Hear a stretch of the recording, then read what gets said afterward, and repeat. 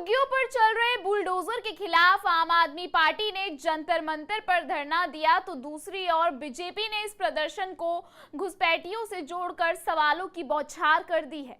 पर्यावरण मंत्री मनजिंदर सिंह सिरसा ने खुलकर कहा है कि वोट बैंक के चक्कर में अरविंद केजरीवाल की आप राजधानी की सुरक्षा से खिलवाड़ कर रही है। अब सवाल ये उठता है, क्या यह वाकई गरीबों की लड़ाई है या राजनीति का एक नया मोर्चा? इस पूरी बहस के पीछे क्या है सच्चाई, आइए जानते हैं हमारी इस स्पेशल रिपोर्ट में। लेकिन उससे पहले आन भारत को सब्सक्राइब कर दीजिए। नमस्कार, स्वागत है आप सबका आन भारत पर। मैं हूं आपके साथ तनीषा भारद्वाज। मनजिंदर सिंह सिरसा ने अरविंद केजरीवाल से पूछा है कि आम आदमी पार्टी वोट बैंक के लिए देश की राजधानी की सुरक्षा से खिलवाड़ क्यों कर रही है। आम आदमी पार्टी राजधानी में झुग्गियों पर चल रहे बुलडोजर एक्शन के खिलाफ जंतर मंतर पर प्रदर्शन कर रही है। इस प्रदर्शन में अरविंद केजरीवाल, मनीष सिसोदिया, सौरभ भारद्वाज सहित अन्य बड़े नेता शामिल हुए। पार्टी का आरोप है कि गरीबों को बेदखल कर उनके घर उजाड़े जा रहे हैं और यह पूरी कार्रवाई राजनीति से प्रेरित है। मीडिया रिपोर्ट्स के अनुसार दिल्ली के पर्यावरण मंत्री मनजिंदर सिंह सिरसा ने सीधे तौर पर आम आदमी पार्टी को घेरा और प्रदर्शन को रोहिंग्या और बांग्लादेशी घुसपैठियों से जोड़ दिया। आम आदमी पार्टी का कहना है कि दिल्ली में कई इलाकों में झुग्गियों को बिना वैकल्पिक व्यवस्था के हटाया जा रहा है। यह सिर्फ घरों का सवाल नहीं, यह रोजी रोटी और अस्तित्व की लड़ाई है। पार्टी का दावा है कि ये झुग्गियां उन लोगों की हैं जो वर्षों से यहाँ रह रहे हैं, मेहनत करके अपना जीवन चला रहे हैं और उन्हें इस तरह अचानक उजाड़ देना अमानवीय है। पार्टी का यह भी कहना है कि दिल्ली के गरीब वर्ग के लिए कोई स्थायी पुनर्वास योजना नहीं बनाई गई है, जबकि अदालतों के कई आदेश और Delhi urban shelter improvement board की गाइडलाइंस के अनुसार पुनर्वास के बिना किसी भी झुग्गी को नहीं हटाया जाना चाहिए। वहीं दूसरी ओर मंत्री मनजिंदर सिंह सिरसा ने इस प्रदर्शन को सिर्फ राजनीति करार दिया। मीडिया से बातचीत में उन्होंने कहा कि उन्हें कोई आपत्ति नहीं अगर आप नेता बांग्लादेशी एम्बेसी के सामने प्रदर्शन करें, क्योंकि उनके मुताबिक आप जिनका बचाव कर रही है वे भारत के नागरिक नहीं बल्कि घुसपैठिए हैं।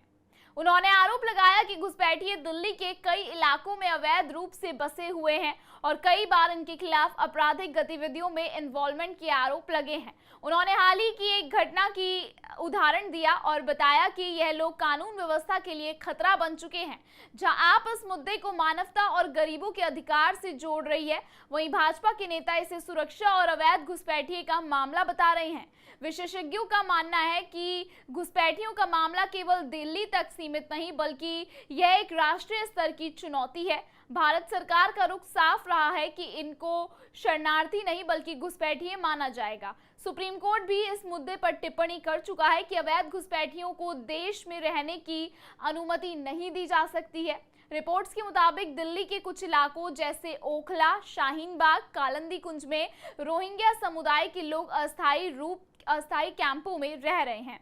इन्हें United nation high commissioner for refugees से कुछ मान्यता प्राप्त है, लेकिन भारत सरकार ने इन्हें आधिकारिक रूप से नागरिकता या स्थायी शरण नहीं दिया है।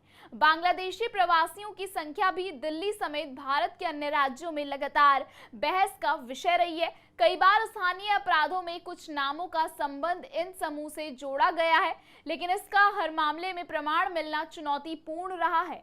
जंतर मंतर पर आपका प्रदर्शन राजनीतिक दबाव बनाने की कोशिश है या वाकई में यह उन लोगों के हक की लड़ाई है जिन्हें शहर ने वर्षों से अपनाया और अब उजाड़ दिया जा रहा है? ये सवाल बहस का विषय बना हुआ है। वहीं सिरसा जैसे नेता इसे वोट बैंक की राजनीति मानते हैं और आरोप लगाते हैं कि आप सुरक्षा के सवाल पर चुप रहकर अवैध नागरिकों का समर्थन कर रही है। दिल्ली की राजनीति एक बार फिर सामाजिक न्याय और राष्ट्रीय सुरक्षा जैसे दो अहम सवालों के बीच उलझ गई है। एक और झुग्गियों में रहने वाले परिवारों का भविष्य अधर में लटका है तो दूसरी ओर अवैध घुसपैठ को लेकर चिंता भी वाजिब है। ऐसे में सवाल उठता है कि वोट बैंक के लिए क्या सरकारी जमीन पर अवैध कब्जे की छूट दी जा सकती है? क्या देश की राजनीति में किसी को भी कहीं भी सड़क, रेलवे स्टेशन, नालियां और पार्कों पर अवैध कब्जा कर उस पर घर बनाकर रहने की इजाजत दी जा सकती है? रही बात इंसानियत की, तो हमदर्दी इंसान की बेबसी से हो सकती है, लेकिन सरकारी जमीन पर अवैध कब्जे की इजाजत कैसे दी जा सकती है, जबकि ये सभी को मालूम है कि दिल्ली में बाढ़, गंदगी, बजबजाती नालियां, बढ़ती बीमारियां, जाम, सीवर और नाले, इन सब के लिए अतिक्रमण जिम्मेदार है। फिलहाल इस खबर में इतना ही। इस खबर पर आप क्या राय रखते हैं, कमेंट सेक्शन में हमें जरूर बताइएगा। देश और दुनिया की तमाम बड़ी खबरों को लगातार देखने के लिए बने रहिए आईऑन भारत के साथ।